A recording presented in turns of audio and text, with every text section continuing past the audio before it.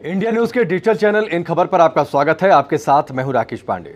Supreme court में अयोध्या विवाद को लेकर सुनवाई चल रही है। रोजाना सुनवाई चल रही है, हफ्ते में 5 दिन। आज सुनवाई का 7वां दिन था और 7वां दिन बेहद दिलचस्प रहा। रामलला विराजमान की ओर से कोर्ट में दलीलें रखी जा रही हैं। आज 7वें दिन भी रामलला विराजमान के वकील हैं वैद्यनाथन, उन्होंने कोर्ट के सामने दलील दी। 7वां दिन था और जो बड़ी दलीलें थीं उनको 7 भागों में हम विभाजित करके आपके सामने रख सकते हैं। 7 बड़ी दलीलें 7वें दिन रामलला विराजमान की ओर से।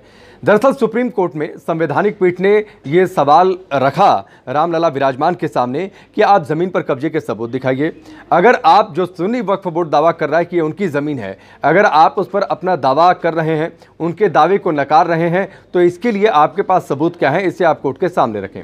इसके बाद वैद्यनाथन ने सिलसिलेवार तरीके से अपनी बातें कोर्ट के सामने रखी, कुछ तथ्य भी पेश किए और साथ ही एएसआई की रिपोर्ट का भी हवाला दिया। उन सारे फैक्ट्स को हम आपके सामने रखते हैं। 7वें दिन जो रामलला विराजमान के वकील सीएस वैद्यनाथन ने हैं, उन्होंने विवादित जमीन के नक्शे दिखाए, कुछ तस्वीरें कोर्ट के सामने रखी और खुदाई के दौरान की कुछ तस्वीरें थीं उसको कोर्ट के सामने रखी और उन तस्वीरों के जरिए संवैधानिक पीठ को यह बताया कि खंभों में श्री कृष्ण, शिव तांडव और श्री राम के बाल रूप की तस्वीरें हैं। नक्शा और रिपोर्ट दिखाकर दरअसल वैद्यनाथन कोर्ट को यह बताने की कोशिश कर रहे थे कि विवादित ढांचे और खुदाई के दौरान जो पाषाण स्तंभ मिले हैं, उन पाषाण स्तंभों में जो चिन्ह मिले हैं वो वहां पर मंदिर होने के सबूत पेश करते हैं।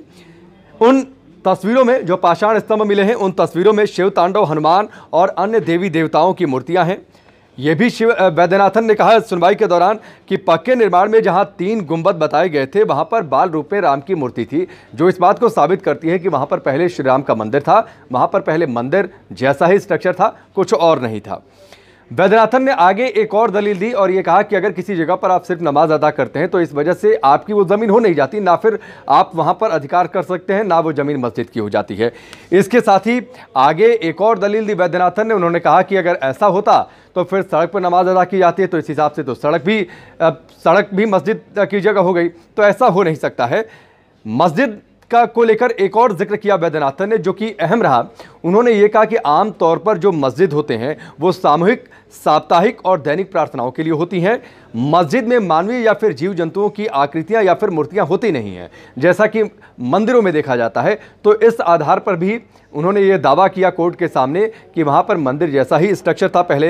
हालांकि वैद्यनाथन की इस दलील पर सुन्नी वक्फ बोर्ड के जो वकील हैं राजीव धवन, उन्होंने गहरी आपत्ति जताई और कहा कि नमाज अदा करने की बात गलत है, ये इस्लाम की सही व्याख्या नहीं है। नमाज और मस्जिद को लेकर जो बात कही है वैद्यनाथन ने, वो इस्लाम की सही व्याख्या नहीं है। इस पर उन्होंने आपत्ति दर्ज कराई। हालांकि इस दौरान फिर से वैद्यनाथन अपनी बात को सामने रख रहे थे और एएसआई की रिपोर्ट को उन्होंने कोर्ट के सामने रखा और उसके हवाले से उन्होंने कहा कि मस्जिद किसी खाली जमीन या फिर किसी एग्रीकल्चर की जमीन पर नहीं बनाई गई थी, बल्कि जिस जगह पर बनाई गई थी, एएसआई की रिपोर्ट यह साबित करती है कि वहां पर स्ट्रक्चर मंदिर जैसा था, वहां पर मस्जिद जैसा या फिर वो कोई खाली जगह नहीं थी जहां पर मस्जिद बनाई गई। हालांकि सुप्रीम कोर्ट ने ये एक सवाल इस दौरान जरूर कहा संवैधानिक पीठ ने कि आप साबित करें कि बाबरी मस्जिद मंदिर या फिर किसी धार्मिक इमारत के ऊपर बनी है। और इन्हीं सवालों का जवाब दरअसल वैद्यनाथन दे रहे थे जब उन्होंने एएसआई की रिपोर्ट को आगे रखा है। और उन्होंने कहा एएसआई की रिपोर्ट को आगे करके कि जो खुदाई की रिपोर्ट है, जो कि हाईकोर्ट, इलाहाबाद हाईकोर्ट में भी पेश की गई थी, उस खुदाई की रिपोर्ट से साफ होता है कि वहां पर मंदिर के अवशेष थे।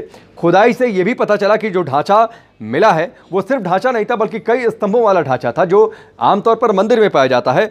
कई हॉल थे जो कि घरों की संरचना नहीं है, वो बड़े बड़े हॉल जैसे मंदिरों में होते हैं, उस तरीके के स्ट्रक्चर के सबूत मिले हैं।